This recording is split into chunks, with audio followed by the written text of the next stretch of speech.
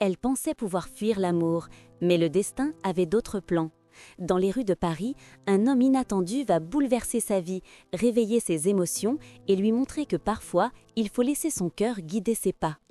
Abonne-toi maintenant pour découvrir cette histoire romantique pleine de passion, de secrets et de moments inoubliables. Clara Morel avait toujours fui l'amour. Après une déception amoureuse qui avait brisé sa confiance, elle avait appris à se protéger. Ses journées étaient rythmées par le travail, les cafés du Marais et les promenades solitaires le long de la Seine. Elle aimait Paris, mais elle aimait encore plus la sécurité de son cœur intact. Un soir, après une longue journée au bureau, elle décida de s'arrêter dans un petit café qu'elle fréquentait rarement.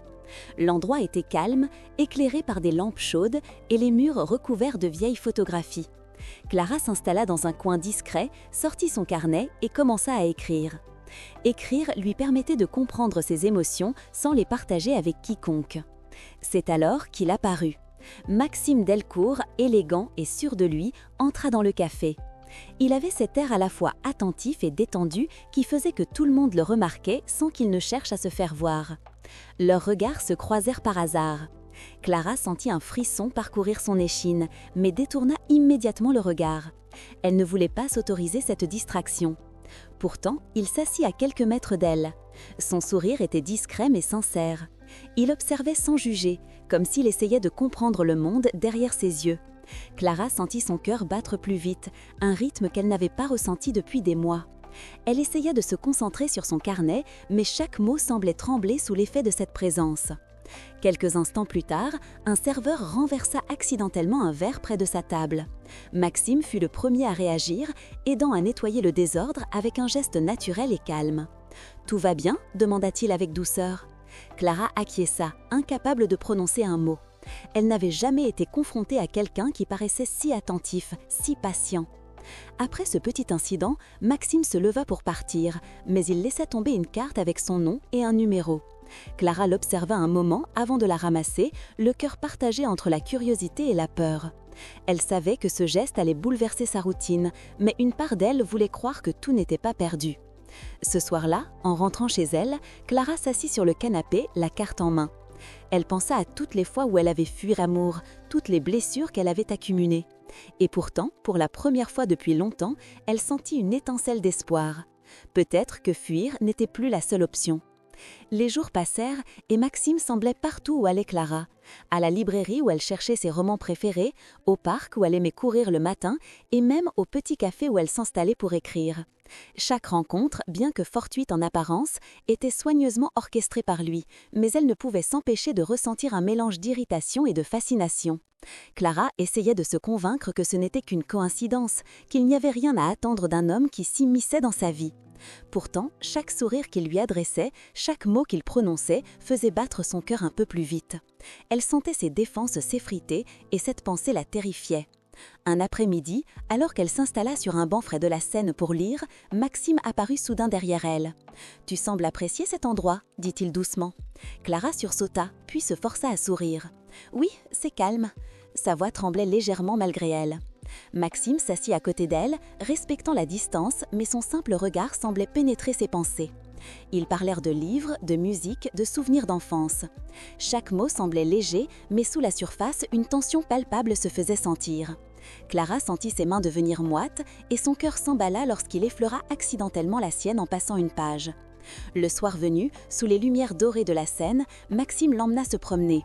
Le bruit de l'eau, les reflets des lampadaires sur les pavés mouillés créaient une atmosphère presque magique. Il s'arrêta et la regarda dans les yeux. « Clara, pourquoi fuir ce que tu ressens vraiment ?» Elle baissa les yeux, incapable de répondre. « Parce que j'ai peur » murmura-t-elle, la voix fragile. Il s'agenouilla presque, prenant ses mains dans les siennes. « La peur ne décide pas pour nous, et je ne veux pas te laisser fuir » dit-il doucement, son souffle chaud effleurant sa joue. Clara sentit une vague d'émotion l'envahir. Elle voulait reculer, mais quelque chose en elle la poussait à rester. Pour la première fois depuis longtemps, elle se sentait vulnérable, mais étrangement en sécurité. Elle leva les yeux et croisa son regard. Une étincelle silencieuse passa entre eux, une promesse muette que cette rencontre pourrait tout changer. Leurs mains restèrent liées et pendant un moment, le monde autour d'eux disparut. Il n'y avait que le frisson du vent, le clapotis de l'eau et le battement de leur cœur qui semblaient résonner à l'unisson. Clara comprit qu'elle ne pourrait peut-être plus fuir. Les semaines suivantes, Clara et Maxime passèrent de plus en plus de temps ensemble. Les rires, les confidences et les petites attentions quotidiennes rapprochaient leurs cœurs. Chaque moment partagé semblait créer un lien plus profond, une complicité douce mais irrésistible.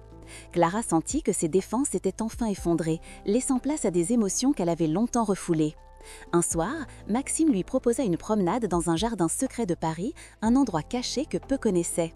Le chemin était illuminé par des lampions et des fleurs parfumées flottaient dans l'air. L'atmosphère était magique, presque irréelle.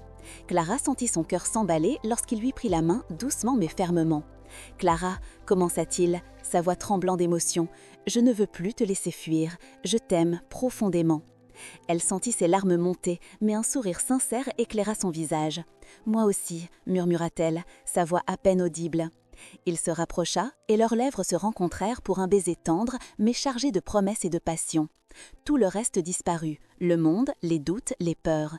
Il n'y avait que ce moment parfait où deux cœurs se rejoignaient enfin. Après un silence complice, Maxime l'enlaça et elle se blottit contre lui, sentant la chaleur et la sécurité qu'elle avait longtemps cherchée.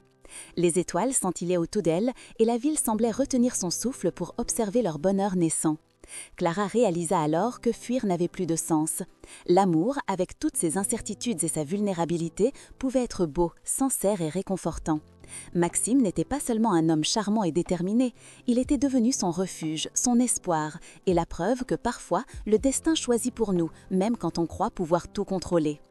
Ils restèrent ainsi, enlacés sous les étoiles, savourant chaque instant comme si le temps lui-même avait suspendu son cours.